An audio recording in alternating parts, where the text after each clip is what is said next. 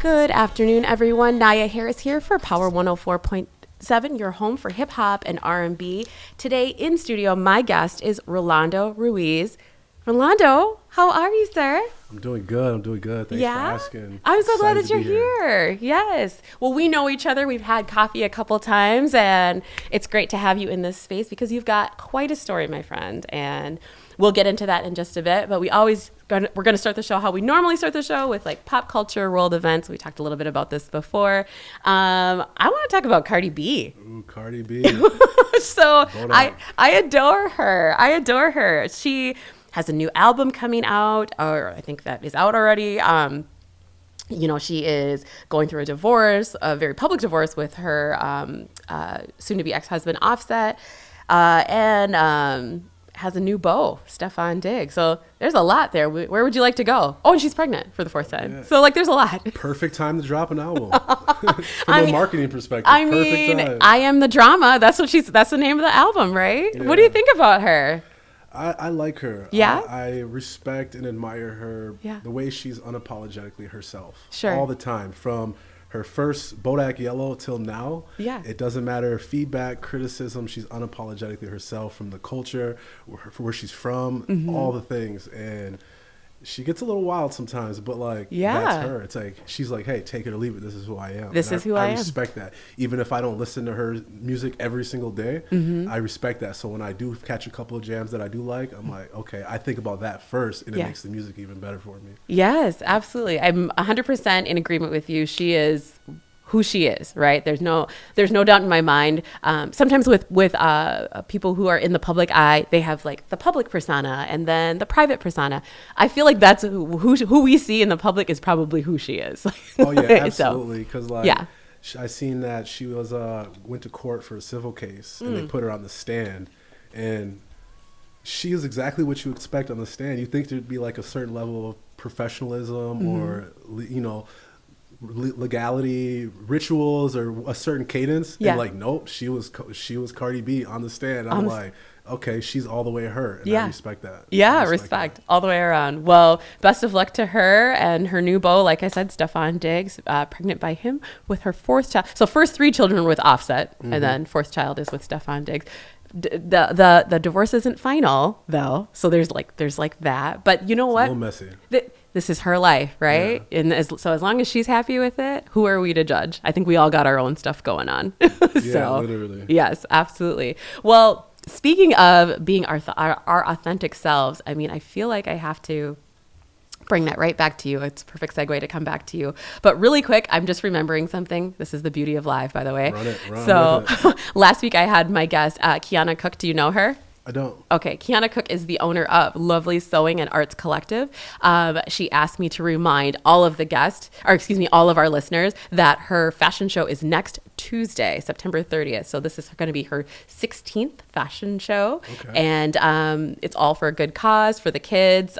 She teaches sewing and as a trade, and she's just amazing. I actually had my youngest daughter take one of her classes, and she's just amazing. And then she also has a special announcement where she's teaming up with TJ Maxx, and she's received a grant from them. And so you'll have to follow her story for more, but I wanted to make sure, because we left with a little cliffhanger on that. She said, I can't give the announcement till Monday the 22nd. It's a fashion show? Yeah, for TJ Maxx. But for the fashion show, that is next Tuesday, September 30th. I hope I have that right. Is that right? Next Tuesday? Well, if she needs any additional males to rip the runway, tell her to give me a shout. I will do that. Well, maybe I'll connect the two of you here. Yeah, she's a good lady to know for sure. Okay, so bringing it back to you, my friend, being authentic, being yourself, you've overcome a lot, right? 7 years, 7 years in prison. Mixed between jails and prisons, yeah. Between jail and prison, overcoming overdose. What was the high level? What was the reason that you went in, that you were incarcerated? The drug use. The drug use, okay. The drug use was the main theme throughout it all. The crime and things that came along with it, it all spawned for the drug use. If the drug use wasn't there, I probably never would have went to jail. Yeah. Okay. That's really tough. But you've overcome it, right? Yeah. And now you're here on the other side of it to talk about it and to inspire others. And you said one of the things, we talked about a lot of things. You got here. Thank you for being on time, by the way. You got here at 3, so we had an opportunity to catch up and talk. And one of the things that you said that you're passionate about right now is writing a children's book. Tell me more about that. Yeah, it's something that's been on my heart just because there was a lot of conversations when I was a child, when I was little, that I thought that I wanted or that should have had happened with me that didn't. Coming from a broken home, you know, mom not being around, being incarcerated, not knowing my dad, being diverse, being someone that's black, growing up in a Mexican household, and my family, the people that raised me, having undiagnosed mental health disorders and negative coping skills, all these things. I essentially want to write a children's book to my younger self so people that are in the same situations have something to walk and talk and lead their child through. Yeah. You know, so even if a progression, it's like, okay, this is for the 8-year-old or the 5-year-old to learn how to talk about who they are, about being different, why do they look different, where's mom, where's dad. So that would be, there's a lot of underlying tones there that'll be mental health associated and things as well. So that's something that's been stirring my heart a lot over probably the last 6 months. Okay. Yeah. So this is another thing that just popped in my mind. Are you familiar with the 10 ACEs? The 10 ACEs, I'm not. You're not? Okay, can I share that with you? The 10 ACEs are, the ACEs stands for Adverse Childhood Experiences. I know that one. Okay. I think I checked almost every box on there. Okay. Unfortunately. So that's what I was going to ask. So for those of you who are not familiar, 10 ACEs, physical abuse, sexual abuse, emotional abuse, physical neglect, emotional neglect, violence against a mother, household substance abuse, household mental illness, parental separation, or divorce. So I actually did a webinar a few years back about that specifically, and I used kind of myself as curriculum. I've checked all those boxes except sexual abuse. Every single one of them, multiple times. Okay, yeah. And like I had one of those moments as I was, you know, preparing for it. I'm like, oh wow, this is not normal. This is definitely not normal. Can I say this though? So I had the opportunity, you know, I'm a professional speaker too. And so I had the opportunity to MC an event last Thursday, really around this topic. And there was a statistic that I read that said 64% of adults have experienced at least one of those ACEs by age 18. So when you just said a moment ago, this is normal, actually it kind of is. It like it shouldn't be the norm, but it is. Like, it's more common than you think because it's not really talked about. And that was one of the things that came out of the conversation we had, is that it's not talked about nearly enough. Yeah, that's true. So hats off to you, sir, for wanting to write a children's book. When can we expect said children's book? Oh, you want me to put a timeline on it? Ooh. You know you want me to time box you. Yeah, a little pressure. Pressure makes diamonds. Yes. Pressure makes diamonds. Yes. Yeah. I'd like to get it started by the end of the year, even if it's just a first ebook, just to at least get my feet wet and then go from there. Even the first one's going to be free for sure. Okay. You're going to send me the draft and let me read it? Oh, yeah. Oh, of course, yeah. Okay. All right. What you also don't know, listeners, is that Rolando will be working on a website too. So I'm going to pressure you there too. I'm going to time box that too. Coming soon. Coming soon. By the end of the year? Yep. Website, docuseries. We got some few things coming out in the pipeline. Okay. Yeah. Okay. I'm going to hold you to that. Oh yeah, please do. Okay. Okay. So for our listeners, you'll find this out when you actually see the episode in its entirety, episode 16. Rolando is lucky number episode 16, when it's up on my YouTube channel, Open Book with Nyia Harris. But you are big into fitness. Oh, yeah, just a little bit. Just a little bit. Well, I mean, I have a photo here. I can pull it up. Are you going to be embarrassed? I hope you're not. Oh, no. I mean, you're in really great shape. Like, I need to try to be like you. Okay, so remember you sent me this photo? Oh, let me find it. Oh, there it is. Let me zoom in on you. Yes. Yeah. Camera, get a good look. Oh, yeah. That was me at High Rocks in Chicago. Yes. Hardest challenge I've done of my life. Yes. Mentally, physically, emotionally, just. You did it though. The dialogue in my head during that time was like, and that was the finish line where we made it. Yes, that's what you shared with me. Yeah. Amazing. Yeah. Do you have aspirations to do anything like that again?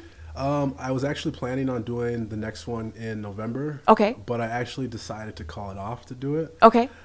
Just because I wanted to focus on something different. I've done 2 already. This one's coming up, and I didn't want to go to Chicago in the middle of, the fall to the same climate. I'm like, if I'm going to go on a trip, we're going to go somewhere like where it's warm. Yeah. So I think I'm going to pivot and do the one in Anaheim in California. Okay. Because if I'm going to travel during the winter, it's not going to be to Chicago. Okay. So when's that one?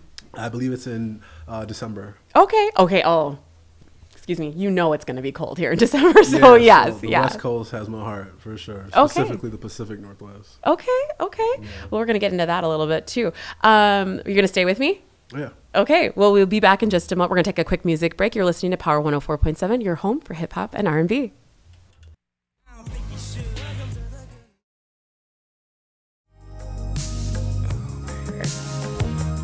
All right, we are back. I'm here in studio with my guest again, Rolando Ruiz. Okay, so we're basically having like an interview when we're on break, like before the show happened, and then when we took our 5-minute break. That's why we're a little bit late coming back here. You get two people that like to talk. Yeah, well, yes, but you are just fascinating. You are, and like you have overcome so much. And one of the things you were just sharing when you were incarcerated, right? Like you spent 77 days in the hole. Mm-hmm. Talk about that experience. Like for those who don't know, what is that? So when you go to jail or prison, you're expected to follow a certain level of rules, guidelines. And when you break those, there's another place you can go to. It's like the adult version of going in the corner while in jail. It's segregation. Mm-hmm. So usually it's segregation or the hole. You're away from the general public. You're locked away in a specific room for 23 hours in the room and 1 hour out. And depending on where you're at, what facility, you are stripped of books, mail, phone calls, visits, all the things. Mm-hmm. It's 23 in 1. And even that 1 hour, because by law, they have to let you out for at least an hour. Wow. But a lot of times, even that hour, I would flip out and lose that hour because they let me out. 5 minutes into it, I'd start talking crap or being crazy, and they would yank it, right? So the longest I've spent was 77 days in the hole. And that's because when I go into jails or, specifically jails, right? Because when you go to prison, you've already sat in jail on the road to prison. But when you go into jail, you're still fresh. Your mind's still in the streets. You're still worrying about who's doing what, when, where. Yeah. You're still angry. You haven't really accepted everything yet. And that's where you're a lot more sensitive to outbursts and flipping out. And I had an authority issue. So I was always talking crazy to these COs or the correctional officers and other inmates and things like that, where I got sent to the hole over a disagreement. Essentially, it was supposed to be for about 9 days. But once I got back there, I'm like, oh, well, I'm already back here. I'm too tough for TV. I'm arrogant. I'm all these things. And I would push back. And they're like, oh, we'll keep it up. We're going to add some more time in. I'm like, we'll double it, you know? And that was the attitude I had at the time, where it ended up me being in segregation for 77 days.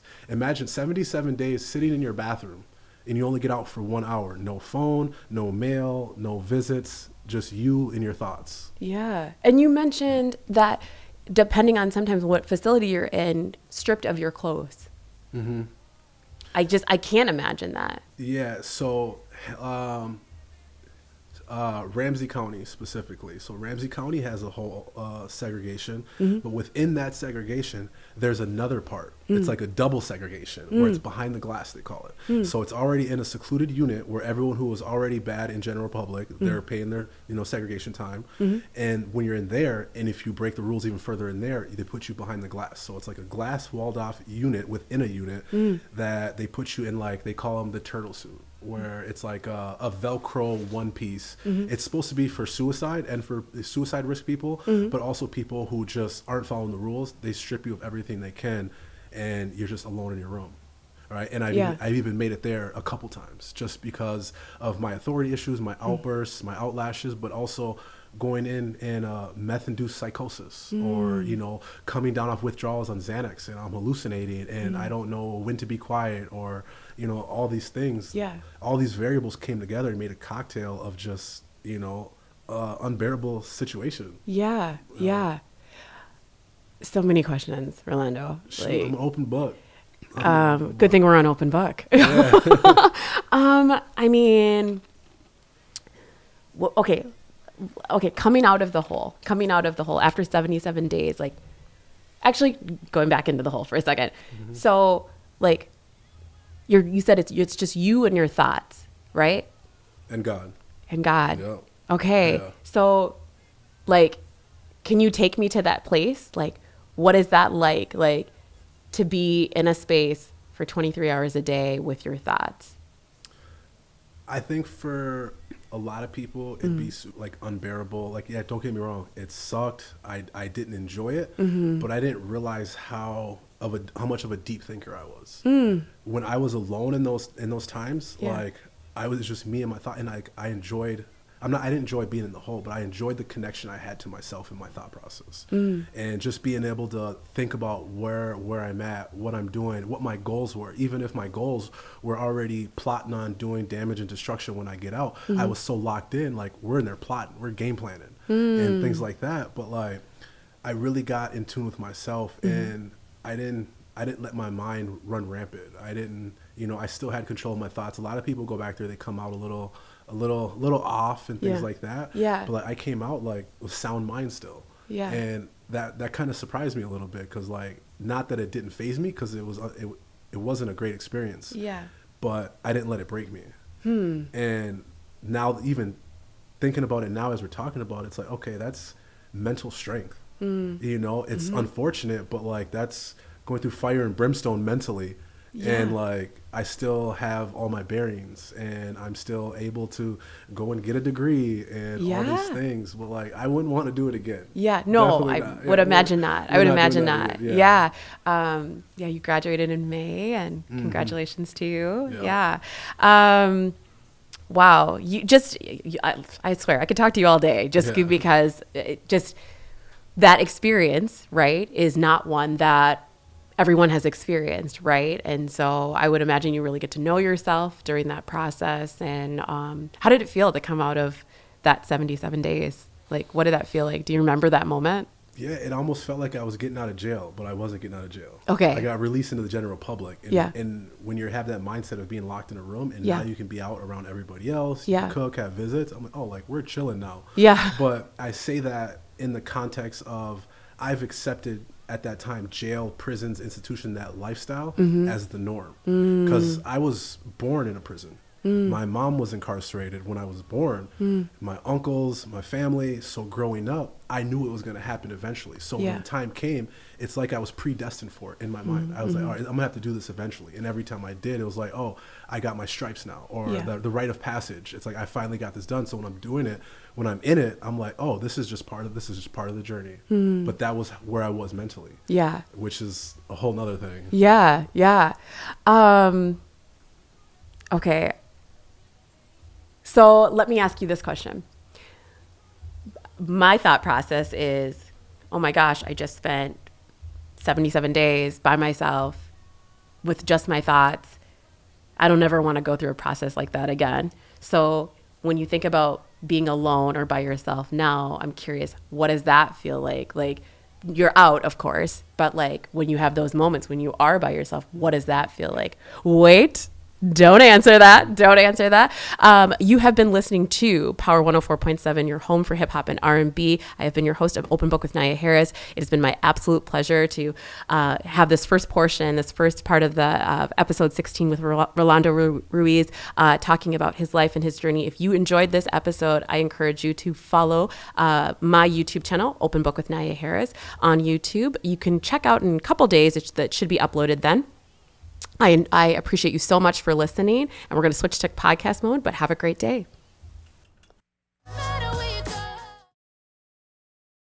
All right.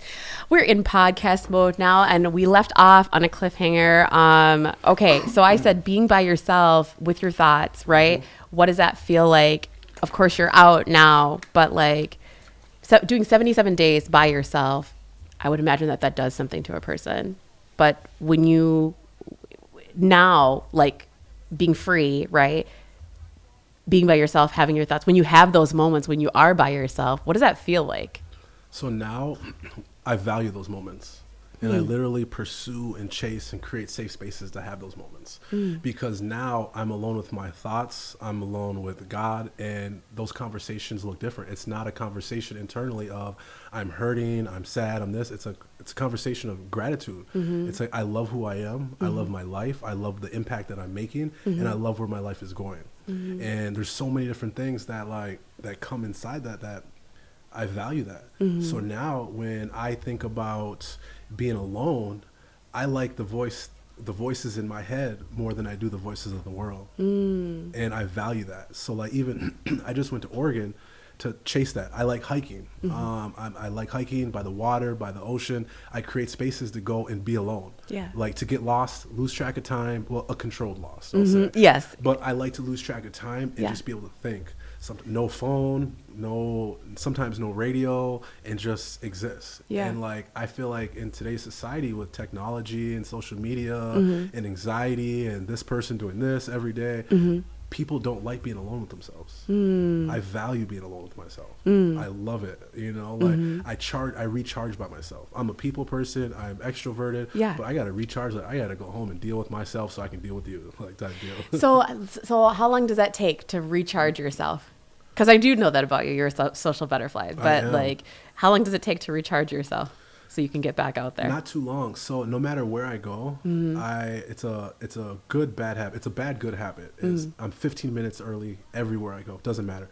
To the gym, here. I was outside making a reel, just messing around, standing outside, just accepting moments. But I create that 15 minutes everywhere I go because I don't do well when I'm rushed. I don't want to get flustered, and I don't like being late. But also I know that life happens. There's detours. There's people that, might giving you the wrong address somewhere, and that 15 minutes gives you time to like recalibrate, figure out where you got to go, and still show up on time. Yeah. But also that 15 minutes when none of that stuff does happen might be the only time that I get to decompress or to be alone with myself. So that 15 minutes going from, because you got to think I was juggling full-time school, in person, work in the community, traveling, starting programs in different states, all these things, and like that 15-minute window, I get to transition in from school mode to like, okay, now let's see the spreadsheet and, these KPIs, and then switching from that to like, okay, how the social aspect in the community. It's like, okay, what's going on in your life? I have to put all this other stuff aside.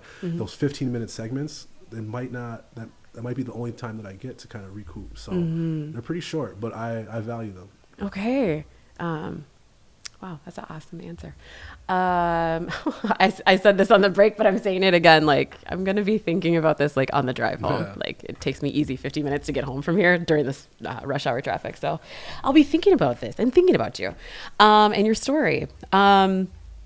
You mentioned before, and you said you were okay talking about it. Again, this is Open Book with Nyia Harris.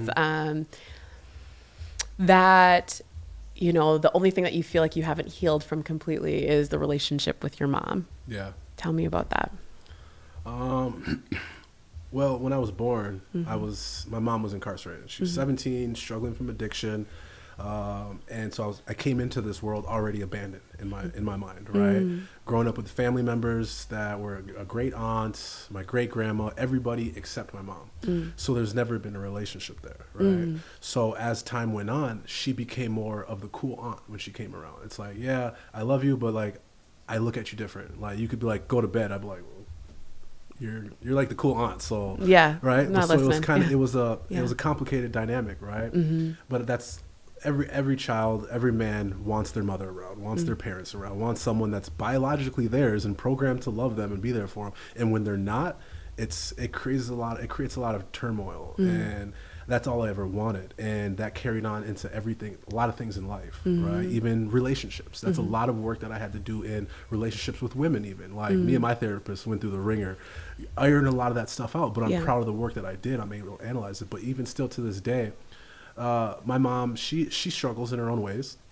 And we don't have that close relationship. I changed my life around, did all these things, and I try to go back and rekindle those relationships. And I can't force someone else to change just because I did. Yeah. I can't force someone to experience their emotions, feel them, go on their own healing journey, and then come reconnect with me. And I've learned that the hard way, because I healed myself, and then I'm trying to go put everybody in a healing headlock, like, figure this out, figure this out. Why aren't you healed? Why aren't you healed yet? Yeah. I did it, but then here's another added layer, is everybody's so happy and congratulating me on doing well and healing. I'm like, okay, well, if I meant that much to you, me being healed and going on my journey, am I not important enough for you to do the same for me? And that was a thin line. That was a thin line to walk, because I can't base my value or anything like that off of someone else's demise or what they're doing or not doing. Yeah. So that's another added layer especially for the mom piece. It's like, oh, well, you're so proud of me and all these things. Like, maybe you should come join the team type deal. And that's not the case. Yeah. So I have to be patient. I still nurture, but I keep my safe distance as well. But that's probably, out of all the things that I've struggled with and came out of, that one's probably the top. It's not the most talked about, but that's probably the most. If I had $1 million right now, it was my last $1 million. Like, all right, here's the check. Let's make this right. Yeah. Yeah. Oof, that's heavy. That's heavy. So jump back for a second, because you said that's all I've ever wanted, right? So who supplies that for you then right now? In terms of, want me to rephrase? Yeah, ask in a different way. Yeah, like if all you ever wanted was like that love, that nurturing, that, unconditional love, right? Does that show up for you now in any of your relationships? Any family members that provide that for you, or friendships? Or I have some friends and family. No one's ever going to be able, no one can ever, or nor do I want anyone to ever replace that, right? Sure. My mom's role, right? But I know, coming from someone who was a broken man, a broken boy in a man's body, you search for that in women, right? And I've learned through trial and error that that's not the right thing to do. I've learned to try, that I can't be with women to, make up the lack of where my mom was. Sure. And I hold strong to that, because I've learned the hard way through that. And even like here on my screensaver right now, just to show you how real it is. Let's see. It says, you read it. Until a man heals himself, he will be toxic to every woman who tries to love him. And that speaks directly to that point. Yes. But that's just a good reminder of how aware, that's just a good reminder to myself. It's like, okay, because I think I'm a good looking guy. There's people that reach out and do all that, and I've dated and all that. But like every text message I get, every phone call, that's what I see first. It's like, okay, and not that I'm worried about going off the rails or doing anything like that. Yeah. But I have to remember the broken parts, or the parts that aren't healed yet, before I can start anything new. Sure. And that's just top of the list right there. Yeah. Yeah. That's real right there. Yeah, that's for real. sure. It sure is. It sure is. That's real. Dang. Right go ahead. It's real. And I feel like a lot of people, at least I think it should be more normalized, people talking about those types of issues. Oh, absolutely. Especially men and black men in America right now. It needs to be talked about. And I'm one of those people, I'm not scared to talk about my feelings or emotions. Like, I'm not. I dig in, because if there's something that I don't want to talk about, it's like, oh, there's something there that needs to be fixed. Yeah. And then that's like, okay, now I go into grind mode. Like, okay, we're gonna work this out. Yeah. Whew, Rolando. Seriously, I'm just crossing off the things we already talked about, because I want to make sure I get to all the things we've already talked about. That. Okay. Oh, I know what we didn't talk about this yet. Kanye West. So when we went to break from live to podcast mode, what song came on? Kanye West's Good Life. Okay, banger. So absolute banger. Okay, it is a banger, but tell me why that was a coincidence or unique, or what was interesting about that moment? Yeah, well, first off, I love Kanye. Not all the things he does or says, but I love the music. But my first thing coming in here was like, do I get to pick a song that like an intro song or things? So I asked you about that. Yeah. And the top 2 songs that are like my theme songs, are like my feel good songs that I would have played, is Post Malone's Congratulations and Kanye West's Good Life. Like, I can't even count how many stories or reels I've put that song on. Like, it's just one of those. So when you went to break and that song came on, I'm like, okay, God or universe, whoever you believe in, it's like, okay, like, I see you. And that was not planned, because this is like this is like a playlist that's put together by somebody else. So there's no such thing as coincidences, right? Absolutely not. Absolutely not. We're gonna pivot a little bit. Let's do it. I've got these questions I told you about before we got started. They're called We Connect cards. You can get it on Amazon, or you can get it from weandme.com. And they are great questions. They're great questions. They're separated, color-coded. So purple is self-reflection. Green are questions that are fun and light. Blue are questions that are a bit deeper. And they're great for like conferences and workshops and things like that. But I found that they're really great one-on-one. And I've actually used them on 2 other interviews. And so I thought, let me bring this today. You and I usually don't have trouble talking, but I'm let me bring this today, because they're questions I think that I wouldn't normally ask you. So where would you like to start, sir? Purple, green, or blue. Here are your choices. Self-reflection. That's always top of my list for myself. That's a no-brainer. Okay, well, let's take a look then. Let me find a good one. They're all good, by the way. But oh, you want to pick? Is that what you said? No, I said I like to think. Oh, you like to think. Yeah, yes. The brain's a muscle. We be working hard. This I know about you. So many good ones. For real. Ooh. Uh-oh. Yeah. Uh-oh. Read that one out loud. The card says, what is something you have recently discovered that you are excited about? What is something you have recently discovered that you are excited about? What you think? I think the children's book.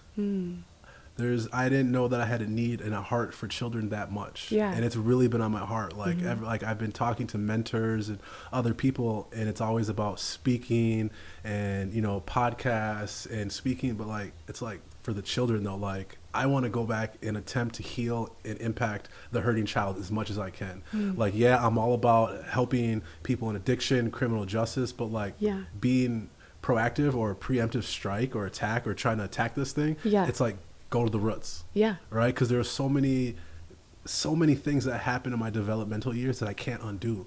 But there's just so many of them that could have been undone with the conversation. And I want to get those conversations going. I love that. Yeah. I'll take that one back. What are you thinking? Where do you want to go?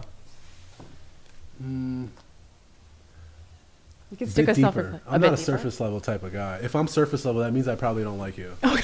I mean, I love you. Jesus says love everybody, but he doesn't say you have to like everybody. Yeah. Well, I can't imagine you're at the grocery store in line, like going deep with somebody. You'd be surprised. Really? You would be surprised. I'm one of those people just start dumping stuff on me. I'm like...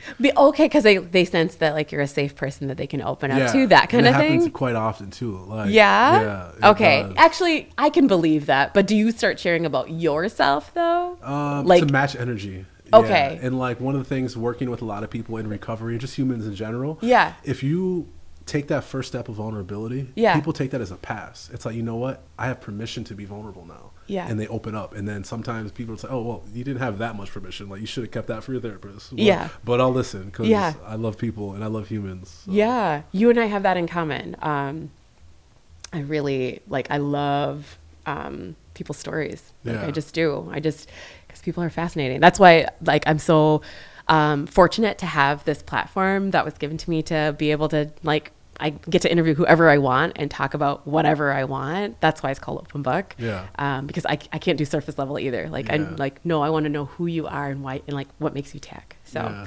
that said, going a bit deeper, I like this one. Read that one. Let's see. This card says, what is one crucial ingredient for true happiness? That's easy. Is it? Jesus. Okay. That's easy one for me. Okay. God, faith, God, whatever your beliefs are. Okay. I'd say believing in something bigger than yourself. Okay. And true meaning, I think. Because happiness, I love happiness, but I'd rather experience joy. Because happiness is temporary. Okay. I could be joyful and have a bad day and be angry and upset. But happiness, I like it, but it doesn't have to be all the time. Okay. Wow. I didn't stump you. Oh, no. If you can stump me, But somehow, I feel like if I stumped you, you'd have an answer by the time I got home. Actually, I want to answer that question. I used to get in trouble, when I was little. I was one of those kids, I always had an answer for it. At first, I would always say what, right? My family would ask me something while in trouble. Why did you do this? Why did you do this? What? What? Yeah. And they'd be like, stop saying what? Answer me. So then I learned how to have an answer for everything. And then it turned into, you always have an anser for everything. I'm like, I can't win with you guys. You can't win. So now I've been programmed to have an answer for everything. Okay. I love it. A little trauma, I guess. Where are you going next? Let's do a fun and light one. See if there's anything wacky in there.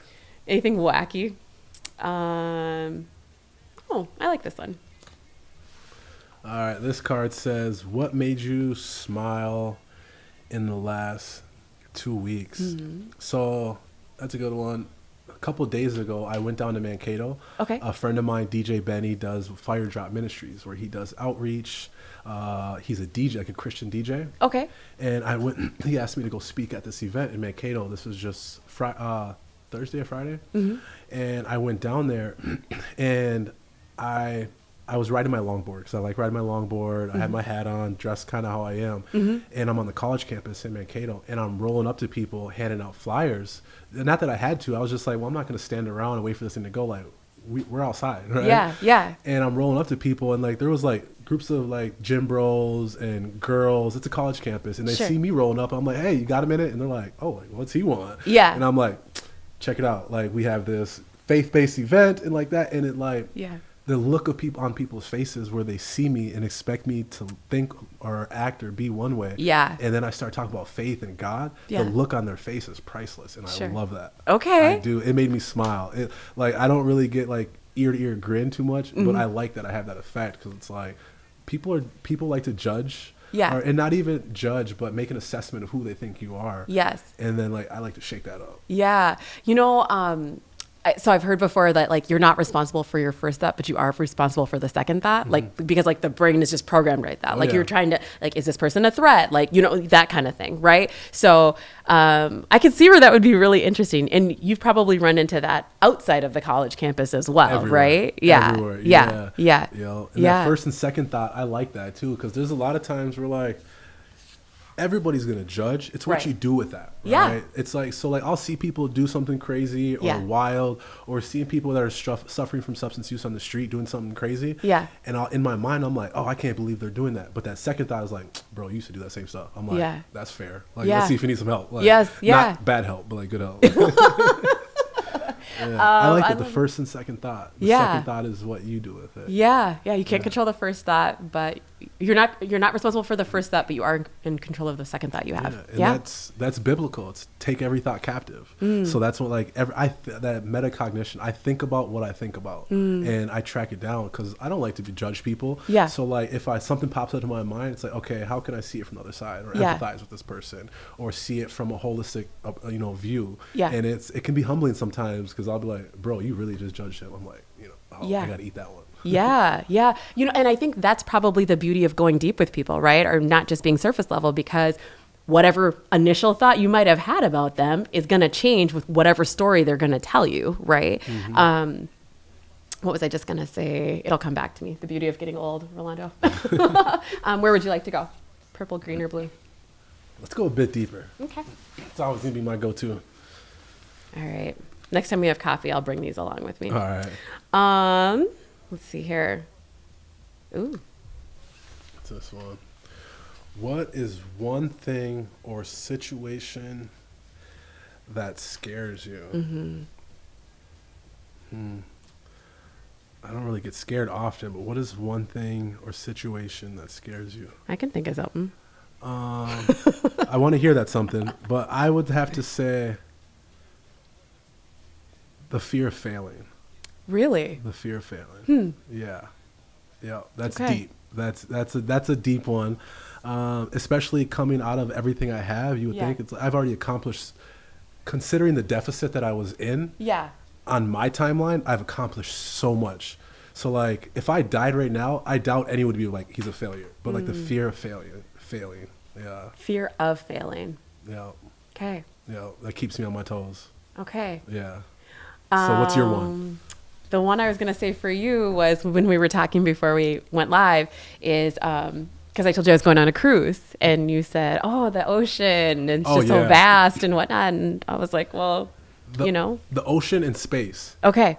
So you know those videos where like a camera, or it'll be zoomed in on, a street or something, and it zooms out and zooms out and zooms out to the point where you can see the Earth and you can see different galaxies and all that. That gives me anxiety and is overwhelming to the point where I'm like, okay, no, I can't watch this anymore. Just because it makes me think of how big the universe is, but how small we are, and how much, like, on a large scale, we don't matter to the rest of the universe. I mean, we matter, but it's like, oh, like, we think, this high electricity bill is a big deal. Like, there's so much out there that we don't know, and that the unknowing scares me, as well as the ocean. Like, we've only discovered been through 10% of it, roughly. Yeah.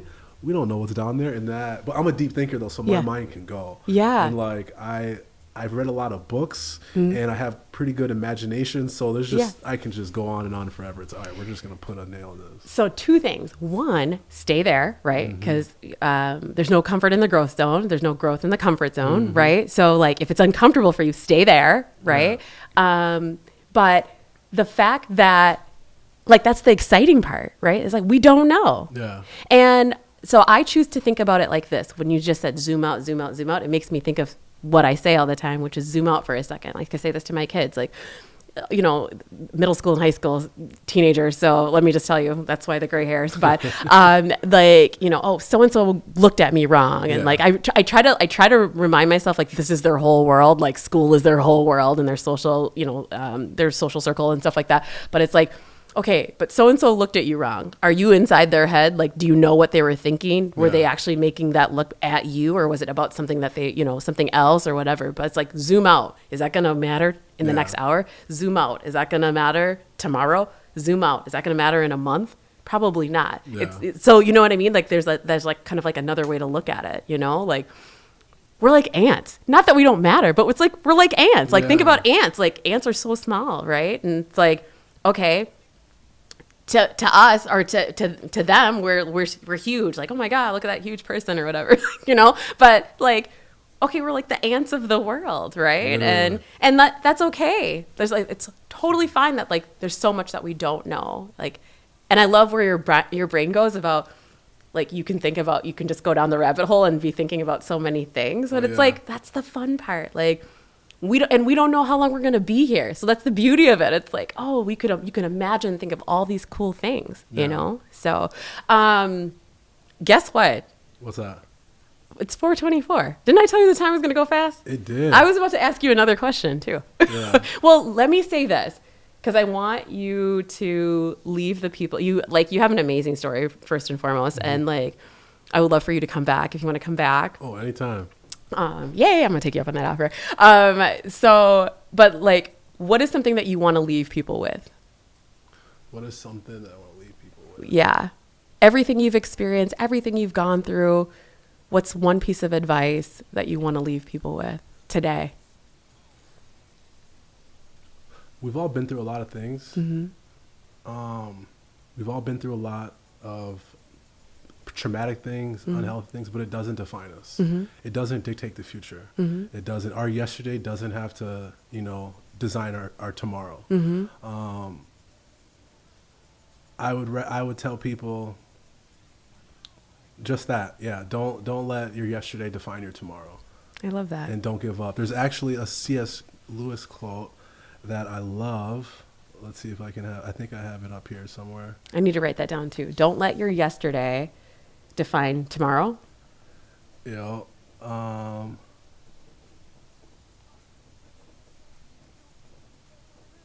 love that. Yeah, the C.S. Lewis quote that I really like is, you can't go back and change the beginning, but you can start where you are and change the ending. And like, I'm a living proof of that, where it's like, I've been through so much. Statistically speaking, I'm not supposed to be alive. I should be in jail. I should be, you know, suffering from a lot more mental things because of all the drug usage and things that I've been through. I shouldn't have the communication skills that I have and people skills. I shouldn't be accepted in a society, but with the right community, the faith, discipline, I made a decision to change my life and not let yesterday hold me back and define tomorrow. And I wake up every day holding on to that, knowing that tomorrow, every day we get a chance to wake up and be who we want and do something different. If you wake up and you got air in your lungs and love in your heart, the world is yours. Seize it. Thank you so much. You have been listening to, watching, being a part of Open Book with Nyia Harris. It has been my absolute pleasure to have you as my guest, Rolando Ruiz. Amazing story. I want to have you back, like I said, but I really appreciate you for being here, so thank you. My guest next week, Mary Lemon. Do you know her? I don't. Mary Lemon, so also another person who has a wonderful story. So I actually don't know her. So this is kind of the rare instance where I don't know my guest. But she reached out to me on Facebook and sent an instant message, and just is doing some amazing work in the community. And she said, you know, could I be a guest? And I was like, Yeah, absolutely. Absolutely. So I'm interested to talk to her and learn all about her because I don't know her. And yeah, it should be great. So again, I thank everybody for listening, watching, being a part of, continuing to support this platform, support my platform, Open Book with Nyia Harris on YouTube, and check it out in a few days if you want to see the entire episode. I appreciate you. Thanks.